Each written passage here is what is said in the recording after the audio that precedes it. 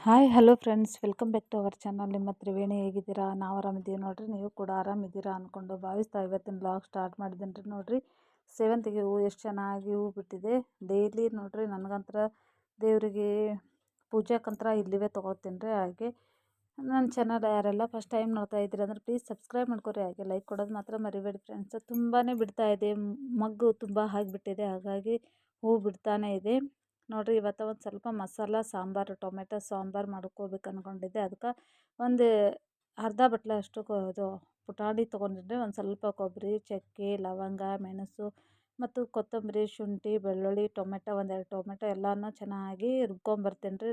ರುಬ್ಕೊಂಬಂದ್ಬಿಟ್ಟು ಯಾವ ಥರ ಮಾಡ್ತೀನಿ ಅನ್ನೋದು ಕೂಡ ವಿಡಿಯೋ ಸ್ಕಿಪ್ ಮಾಡಿದೆ ನೋಡಿ, ಅರ್ಥ ಆಗುತ್ತೆ. ಈ ಥರ ಮುದ್ದೆಗೆ ಮತ್ತು ಬಿಸಿ ಬಿಸಿ ಚಪಾತಿಗೆ ಹಾಗೆ ಅನ್ನಕ್ಕೆ ತುಂಬಾ ಚೆನ್ನಾಗಾಗುತ್ತೆ. ಹಾಗಾಗಿ ನಾನಿವಾಗ ಒಂದು ಪಾತ್ರೆ ಹಾಕಿಬಿಟ್ಟು ನಾನಿವಾಗ ಕುದಿಸ್ತಾ ಇದ್ದೀನಿ ನೋಡಿರಿ. ಇವಾಗ ಇದು ಚೆನ್ನಾಗಿ ಮಸಾಲ ಕುದಿಸ್ಕೋಬೇಕು ನಾವು.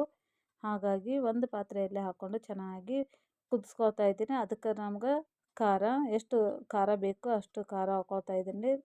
ಹಾಗೆ ಒಂದು ಸ್ವಲ್ಪ ಅರಿಶಿನ, ಉಪ್ಪು ಎಲ್ಲನ ಹಾಕಿಬಿಟ್ಟು ಚೆನ್ನಾಗಿ ಕುದಿಸೋಕಿಡ್ತೀನಿ ರೀ. ಇವಾಗ ರುಚಿಗೆ ತಕ್ಕಷ್ಟು ಉಪ್ಪು ಆಯ್ತು. ಅದು ಮಿಕ್ಸಿ ಜಾರ್ನಾಗ ಏನು ಉಳಿದಿತ್ತಲ್ಲ ಮಸಾಲೆ, ಅದನ್ನು ಚೆನ್ನಾಗಿ ತೊಳೆದ್ಬಿಟ್ಟು ಇವಾಗ ಇದಕ್ಕೆ ಹಾಕಿಬಿಟ್ಟು ಕುದಿಸೋಕಿಡ್ತೀನಿ ರೀ.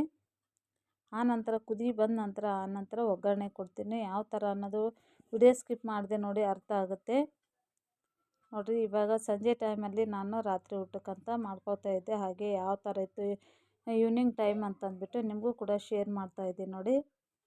ಸಂಜೆ ಟೈಮ್ ಯಾವ ಥರ ವಾತಾವರಣ ಇದೆ ಅಂತಂದ್ಬಿಟ್ಟು ಮನೆ ಮುಂದ್ಗಡೆ ಇದು ವಿಳ್ಯದೆಲೆ ಅದ ನೋಡಿ ಫ್ರೆಂಡ್ಸ್. ಇದು ಮೇಲ್ಗಡೆ ತುಂಬಾ ಬಂದುಬಿಟ್ಟಿದೆ, ಕೆಳಗಿಂದ ಹಚ್ಚಾರೆ ಅಮ್ಮ ಅವರು. ಈಗ ನನ್ನ ಮೇಲ್ ರೂಮ್ ಮಾತ್ರನೂ ಕೂಡ ಮೇಲ್ಗಡೆ ತುಂಬಾ ಬಂದಿದೆ ನೋಡಿರಿ. ಇವಾಗ ಚೆನ್ನಾಗಿ ಮಸಾಲ ಎಲ್ಲನೂ ಕುದ್ದದ ನೋಡಿರಿ. ಇವಾಗ ಇದಕ್ಕೆ ಒಗ್ಗರಣೆ ಕೊಡೋಣ. ಇವಾಗ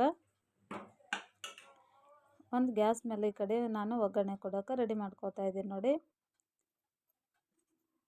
ಒಂದು 2 ಟೇಬಲ್ ಸ್ಪೂನಷ್ಟು ನಾನು ಎಣ್ಣೆ ಹಾಕ್ಕೊಂಡು ಸಾಸಿವೆ ಜೀರಿಗೆ ಹಾಕ್ಕೊಳ್ತಾ ಇದ್ದೀನಿ ರೀ. ಚಟಪಟ ಅಂತ ಇದೆ ನೋಡಿ.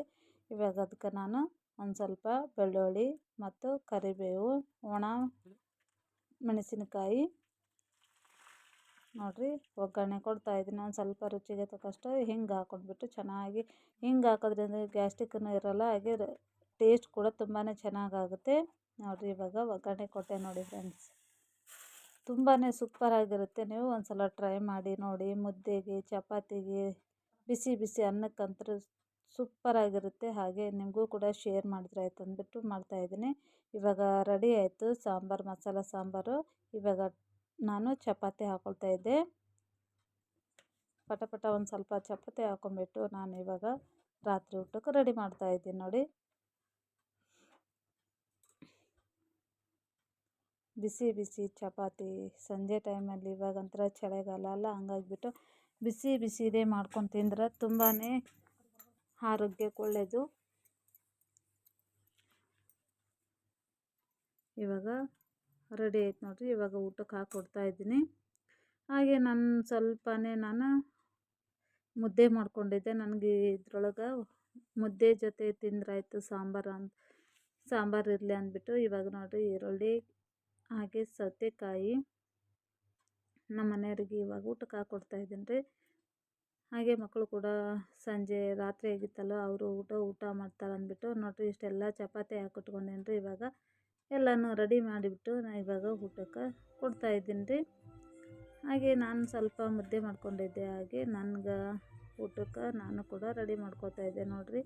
ಊರಿಂದ ಕಳಿಸಿರೋದು ಇದು ಗೋಧಿ, ಹಾಗಾಗಿ ಎಷ್ಟು ಚೆನ್ನಾಗಿ ಭಾರಿ ಸಾಫ್ಟ್ ಆಗ್ತಾವ್ರಿ, ಮೆತ್ತಗೆ ನೋಡಿರಿ. ನಾನು ಊಟ ರೆಡಿ ಆಯ್ತು ನೋಡಿರಿ. ನಾನು ಕೂಡ ಇವತ್ತು ಮುದ್ದೆ ಊಟ ಮಾಡಿದ್ರೆ ಆಯ್ತು ಅಂದ್ಬಿಟ್ಟು ಮುದ್ದೆ ಮಾಡಿಕೊಂಡು ಊಟ ಮಾಡ್ತಾಯಿದ್ದೀನಿ ನೋಡಿರಿ. ಇನ್ ಕೇಸ್ ವಿಡಿಯೋ ಇಷ್ಟ ಆಗಿತ್ತು ಅಂದ್ರೆ ಪ್ರತಿಯೊಬ್ಬರು ನಿಮ್ಮ ಫ್ರೆಂಡ್ಸ್ ಫ್ಯಾಮ್ಲಿಗೆ ವಿಡಿಯೋವನ್ನು ಶೇರ್ ಮಾಡಿ. ಹಾಗೆ ಲೈಕ್ ಕೊಡೋದು ಮಾತ್ರ ಮರಿಬೇಡಿ. ಮತ್ತೊಂದು ವಿಡಿಯೋದೊಂದಿಗೆ ಸಿಗ್ತೀನಿ ನಿಮಗೆ friends. Take care, bye friends, ನಮಸ್ಕಾರ.